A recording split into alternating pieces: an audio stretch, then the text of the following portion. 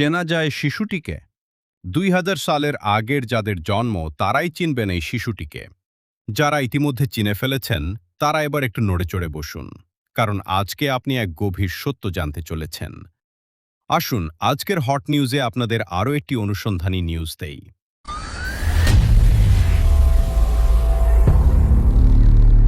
فيوم القيامة ولا عتيب اللهم اهدنا فيمن هديت وآتنا فيمن عافيت।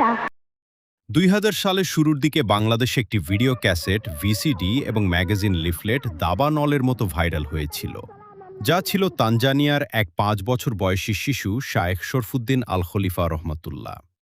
তৎকালীন সময়ে বাংলাদেশের ধর্মপ্রাণ মানুষ অত্যন্ত বিস্ময় ও আবেগ নিয়ে তার অলৌকিক প্রচারণার গল্প বিশ্বাস করেছিল, যেখানে দাবি করা হয়েছিল যে ১৯৯৩ সালে এক ক্যাথলিক খ্রিস্টান পরিবারে কোনো প্রাতিষ্ঠানিক শিক্ষা ছাড়াই এই শিশু জন্মসূত্রে হাফেজ হয়ে জন্মেছে।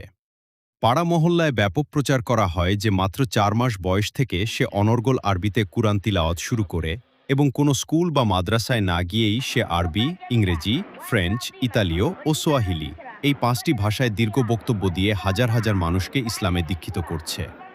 তবে বছরের পর বছর ধরে আন্তর্জাতিক মিডিয়া এবং গবেষকদের অনুসন্ধানে উঠে আসে যে অলৌকিকতার এই পুরো গল্পটি আসলে একটি সুপরিকল্পিত সাজানো নাটক এবং আর্থিক প্রতারণা বা স্ক্যাম ছিল। বাস্তবে শিশুটির পেছনে একটি শক্তিশালী চক্র কাজ করছিল, যারা ধর্মীয় আবেগকে পুঁজি করে বিশ্বজুড়ে ক্যাসেট বিক্রি ও ডোনেশনের মাধ্যমে কোটি কোটি টাকা হাতিয়ে নেওয়ার জন্য তাকে কঠোর প্রশিক্ষণের মাধ্যমে নির্দিষ্ট কিছু আরবি আয়াত এবং বিদেশি ভাষার কিছু লাইন তোতা পাখির মতো মুখস্থ করিয়ে জনসম্মুখে উপস্থাপন করত। পরিণত বয়সে পা দেওয়ার সাথে সাথেই তার এই তথাকথিত অলৌকিক ক্ষমতা হাওয়া হয়ে যায় এবং পেছনের মূল হোতারাও তাকে ফেলে চলে যায়।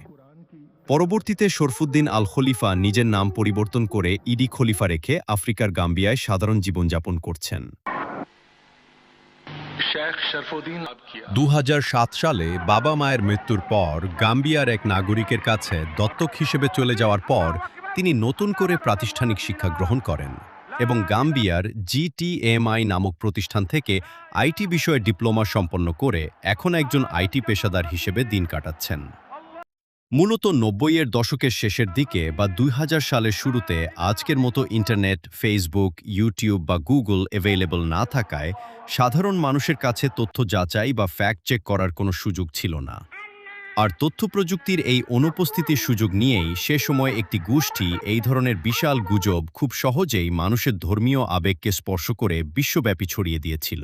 أخوانا واغفر لنا وارحمنا أنت مولانا।